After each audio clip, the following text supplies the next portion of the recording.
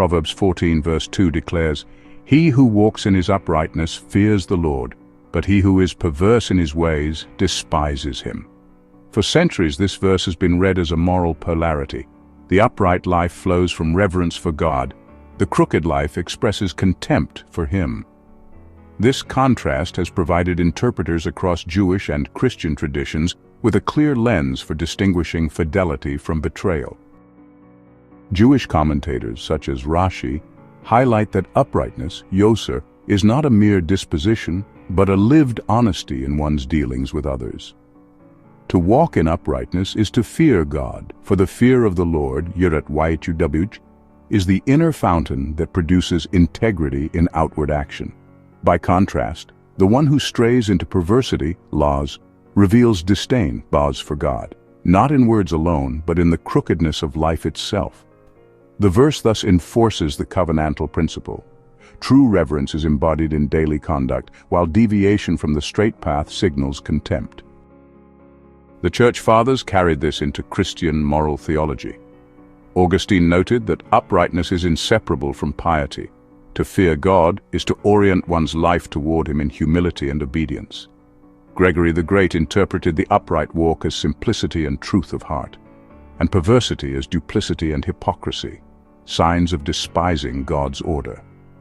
Chrysostom emphasized that reverence for the Lord is not merely a sentiment, but a shaping power of conduct, visible in righteous living. Later interpreters, such as Thomas Aquinas, John Calvin, and Matthew Henry, continued this trajectory. Aquinas linked uprightness to virtue as participation in divine wisdom, while Calvin stressed that integrity in one's dealings is the concrete expression of reverence for God. Henry summed up the lesson succinctly. The upright man fears God and so walks carefully. The perverse man despises God and so walks crookedly. Taken together, these readings present Proverbs 14 verse 2 as a theological axiom. Moral orientation is bound up with theological posture. Fear of God is not merely inward awe, but the animating principle of upright conduct. To forsake the straight path is not morally neutral exploration, but practical atheism, living as though God is not to be regarded. Yet here is the crucial observation. This traditional interpretation implicitly bakes negation into its worldview. The second half is read not as an alternative dynamic in its own right, but as the absence or inversion of the first. Perversity becomes not uprightness. Despising God becomes failure to fear Him. The logic is binary, affirmation versus negation. Today we'll explore how the proverb can also be read in its affirmed triadic structure. Each Hebrew term, halak, walk, yashar, upright, yare, fear, los, perverse, derek, way, boz, despise, contains a triad of initiation, mediation, and realization. When read affirmatively, these yield two complementary pathways rather than mere opposites. The first triad, halak, yashar, yare, forms the path of alignment, guided embodiment, normative orientation, hierarchical reverence. This is the traditional upright way, where fear of the Lord orders conduct. The second triad, los derek boz, forms the path of exploration, branching, wayfinding, evaluative discernment. This is usually read as negation, but affirmatively it describes how discovery and classification themselves can become a mode of reverence. In other words, the tradition has not erred, but has leaned upon the negative pole of the system, a warning that exploration cut loose from its source hardens into contempt. Our analysis restores the affirmative pole. Exploration, when properly oriented, is not rejection of God, but another avenue into His presence. Thus, the two halves of the verse are not logically incompatible. They are the negated and affirmed expressions of the same triadic structure. Tradition rightly warns against the danger of perverse deviation.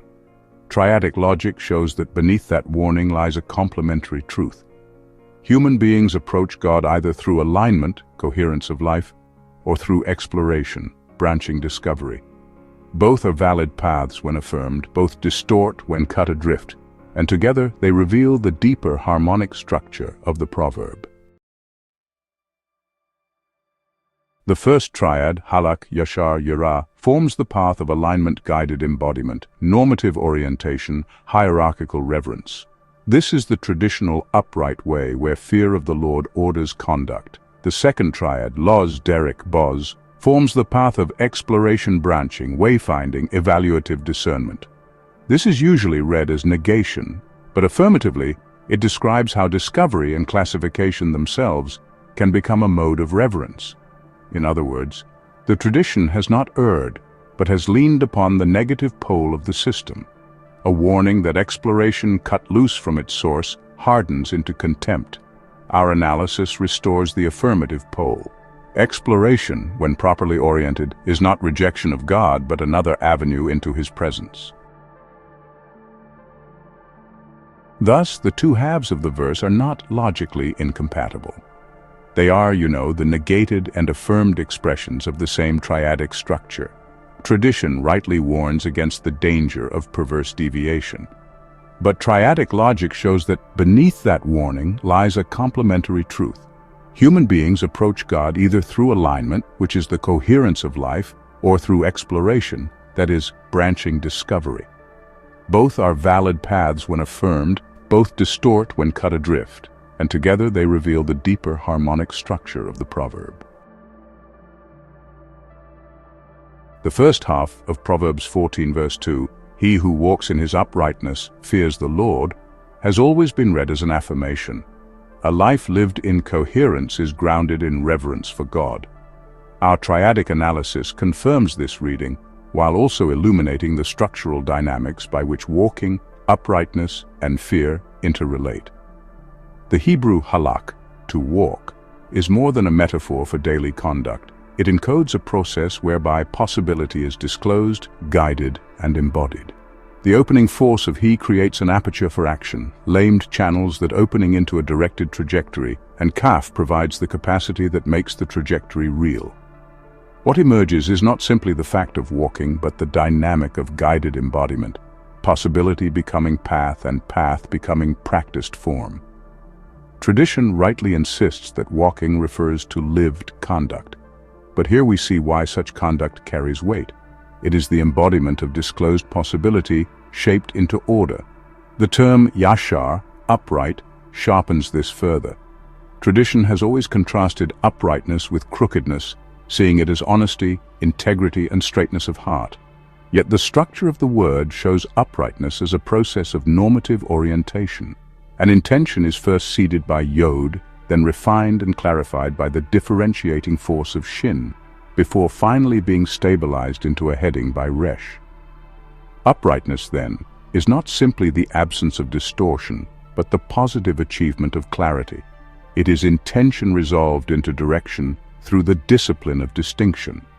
The emergent dynamic here is normative orientation, the steadying of life when intention is clarified, distinguished, and fixed into a clear direction. Calvin's insistence that integrity in dealings is the true mark of godly fear aligns perfectly here. Uprightness is the orientation of life that arises when intention is clarified and directed toward the good. Finally, yara, to fear, grounds the triad in reverence for God. Traditional commentators have always understood fear of the Lord as awe, humility, and recognition of divine authority. The triadic structure makes visible the way such fear functions. An impulse is awakened by yod, ordered into structured awareness by resh, and stabilized under the primacy of aleph. The emergent dynamic is hierarchical alignment. Initiative is not crushed, but elevated under recognized authority. Fear of the Lord is thus not the annihilation of initiative, but its reordering under a higher primacy. Augustine and Henry were correct to stress that fear of God directs the whole of life. Our analysis clarifies the mechanism by which it does so, showing fear as the stabilizing authority that gives shape and legitimacy to human initiative. Taken together, halak, yashar, yare form a coupled system. Guided embodiment matures into normative orientation, and this, in turn, is stabilized through hierarchical alignment. The emergent dynamic is what we may call coherent self-governance, a life that embodies possibility, clarifies intention into direction, and constrains itself under authority. This is precisely the reality tradition has always seen in the upright walker who fears the Lord. What our analysis contributes is an account of the inner architecture of that coherence, the way disclosure becomes practice, intention becomes orientation, and reverence becomes constraint. The result is not a different teaching, but a deeper recognition of why the Proverbs affirmation has held such enduring power. If the first triad, halak yashar yare, describes the dynamics of human alignment, the next focus, the name of God itself, anchors those dynamics in the ultimate source. Throughout Jewish and Christian tradition, the four letters YHWH have been the subject of immense reverence and reflection. Jewish commentators often stressed its ineffability, the name that is not spoken, yet that upholds all existence. Philosophers and mystics alike have linked it with the verb to be, understanding YHWH as the ground of being, the one who was, is, and will be. Christian theologians from the Fathers onward have interpreted the name as the sign of God's eternal self-existence, the Alpha and Omega who both originates and completes. Our triadic analysis builds on these insights by treating the sequence of letters not only as a sign of being, but as a set of interacting dynamics.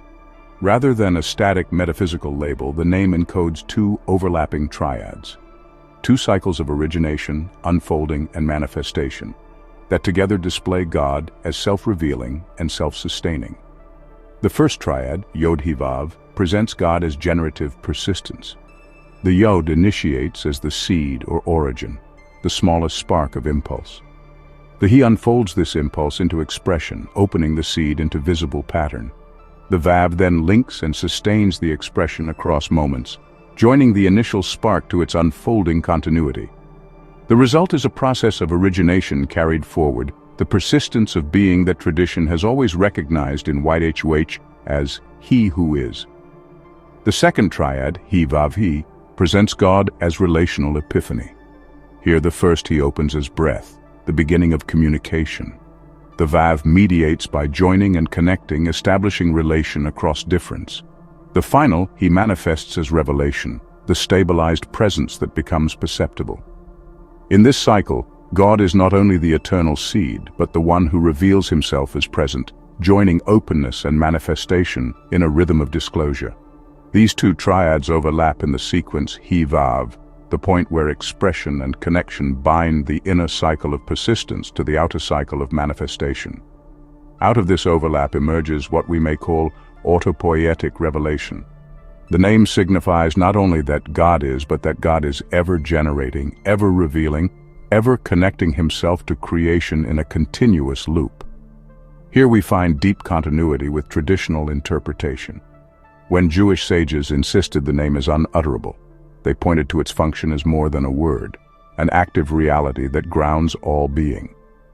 When Christian commentators associated Yahweh with Christ as the Logos, they intuited the same dynamics of origination, expression, and relation.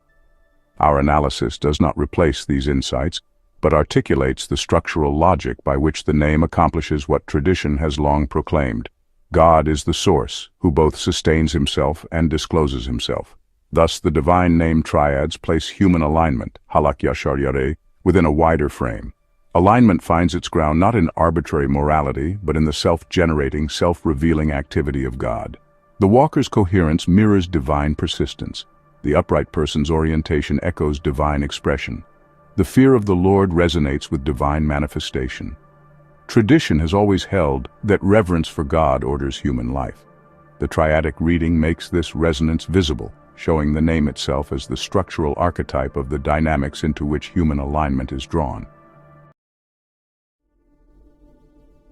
The second colon of Proverbs 14 verse 2 is traditionally read in a negated key. The one who is perverse in his ways despises the Lord. Our aim is not to deny the warning implicit in that reading, but to recover the affirmed structure latent in the same roots. In the logic of triads, what appears as a simple moral antithesis can also be seen as a complementary pathway. The first half of the verse, halak yashar yare, articulates alignment. The second, taken affirmatively, articulates exploration. Alignment and exploration are not enemies. They are paired modes by which life may move toward God, provided both remain tethered to the divine dynamism disclosed in the name, Yahweh. When that tether is cut, exploration decays into precisely the crookedness and contempt that tradition rightly warns against. Read this way: the negative inheritance of conventional exegesis functions as a guardrail, while the Triadic reading restores the positive vocation of exploration as a mode of reverence. The root loss, to deviate or to turn aside, is commonly rendered perverse. Yet its triadic structure reveals something more fundamental: the branching impulse of a living system. Each letter enacts part of that branching. Lamed bends the trajectory outward, opening a departure from the settled frame. Vav tests and secures relational links along that departure. Zayin cuts a boundary, fixing the departure into a defined local domain. This is the process we may name branch formation. It is not inherently rebellion, though it may become so if links and boundaries fail. Instead, it is the beginning of discovery under God. Tradition was correct to guard against a crooked turning that isolates itself in self-will, but affirmed as a triad, laws describes the disciplined deviation by which life honors divine plenitude, acknowledging that God's world is capacious enough to sustain more than one legitimate path. The root derrick, to tread or to make a way, carries this branching motion into sustained movement. Its triadic pattern shows how. Dalet marks a threshold, the decisive crossing into new terrain. Resh supplies orientation, bearings, and direction once inside that space. Kaf manifests realization, equipping the path with concrete capacity. When taken together, this process becomes path instantiation. It is the moment where exploration ceases to be a tentative departure and becomes a lived way. The tradition rightly recognized derrick as conduct or manner of life, and the triadic view makes visible why. Thresholds commit the system, orientations keep it true, and realizations test its feasibility. Exploration at this stage must remain tethered to alignment and to the divine name. Without thresholds accountable to reverence, orientation corrigible under divine awareness, and realizations subordinated to worship rather than performance, the path collapses into mere wandering. But when these conditions hold, derrick turns reverence into a road, an instantiation of the fear of the Lord in circumstances where no path previously existed. The root bars, to despise, has fueled centuries of negative readings, but its triadic logic reveals an equally important affirmative: valuation. The letters show how this works, bet frames, and contains the new material so it may be held in view. Vav relates that material to what already has meaning. Zayin distinguishes, ranking what is weighty from what is trivial, what is worthy from what is unworthy. Together, they form valuative taxonomy, the ordering of discovery into a usable map. When any part of this triad collapses, if framing becomes rigid, relation overly lax, or distinction cuts without reference, the process curdles into contempt, despising not through ordered love, but through severance from God. Yet when held in balance, Boz becomes an act of reverence, despising only what is unworthy of the Lord and elevating what coheres with his life. This harmonizes with wisdom tradition, where the righteous hate evil precisely because they love the good. In this way, discernment becomes doxology rather than disdain. Taken together, Los Derek Boz articulate the larger emergent process of operational cartography. The system explores, roots, and codifies new domains. Branch formation initiates disciplined departures. Path instantiation transforms potential into livable practice. Valuative taxonomy orders the gains so they may guide future action. Exploration in this triadic sense is not a rival to alignment, but its complement. The calibration between them is essential. Alignment prevents exploration from collapsing into novelty without anchor, while exploration prevents alignment from hardening into rigidity without renewal. In lived terms, alignment guarantees fidelity to what God has already disclosed, while exploration remains docile to further disclosure, seeking how that same fear of the Lord takes form at new thresholds, along new routes, and within freshly bounded domains. The pattern of exploration cannot stand on its own. As we will soon see, it remains affirmed only when threaded through the life of the divine name. The overlap of expression and relation, hivav, keeps departures from isolation, directs thresholds toward reverence, and orients valuation toward manifestation rather than self-assertion. Exploration becomes faithful discovery only when its branching, path-making, and discerning are continually drawn into God's generative persistence and relational openness. In this light, the traditional warning about perversity and contempt is not discarded but clarified. It shows what happens when exploration loses its mooring in the source. Deviation drifts into willfulness, paths collapse into expediency, and valuation curdles into scorn. The Triadic reading preserves that severity, yet also restores the possibility hidden in the same verbs. Exploration as a reverent practice of branching with discipline, instantiating with orientation, and valuing with ordered love. When we draw together the three sets of dynamics, the human path of alignment, the divine dynamism of the source, and the human path of exploration, we can see how they form a single living system. Each has its own integrity, but none makes sense in isolation. Alignment gives coherence and stability to human life. The source is the wellspring of being and revelation. Exploration extends life into new domains. Proverbs 14 verse 2, when read through this lens, becomes a compressed statement of how these three interact. The source enables alignment. Human coherence is not self-generated. When we speak of walking uprightly, clarifying intention into direction, and bringing impulses under reverent authority, these are not autonomous achievements. They are possible because God continually generates, expresses, connects, and manifests himself. His self-revealing persistence supplies both the ontological ground, the fact that reality itself holds together, and the informational ground, the meaningful structures by which reality can be navigated. This is why the tradition has always insisted that the fear of the Lord is the beginning of wisdom. Alignment is not just good habit. It is the human echo of God's own generativity. Without that provision from the source, alignment could not stabilize into coherent self-governance. The source also permits exploration. The same divine life that makes alignment possible also makes exploration possible. Because God is inexhaustibly self-revealing, the world is never closed. There is always more to discover, more paths to instantiate, more values to discern.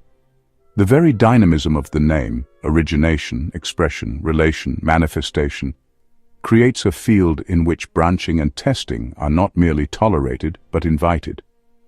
Traditional interpreters, wary of the dangers of deviation, have usually stressed the negative pole, turning aside as perversity. Our reading does not deny that risk, but adds an affirmed dimension. To turn aside may also mean to venture into fresh ground, crossing thresholds that God himself has opened, orienting within new contexts, embodying capacities in new ways. Exploration becomes reverence in action when it remains tethered to the divine self-disclosure. The source grants not only the law of uprightness, but the space in which new paths of obedience can be formed. Alignment and exploration are not rivals but partners. Each requires the other. Alignment keeps exploration from drifting into arrogance or contempt. Exploration keeps alignment from congealing into rigidity or rote repetition. If life is only aligned, it risks becoming brittle, faithful in form but unresponsive to God's fresh disclosures. If life is only exploratory, it risks becoming chaotic, novel in form but unanchored in God's authority. Together they form a calibration loop. Alignment provides coherence and principled constraint, exploration provides adaptability and renewal, and each continually corrects and balances the other. This is how reverence remains both the beginning and the ongoing method of wisdom, never static, never unmoored. When these three, source, alignment, and exploration, are seen in their relationships, a new emergent reality comes into view. Life becomes what we might call harmonic participation.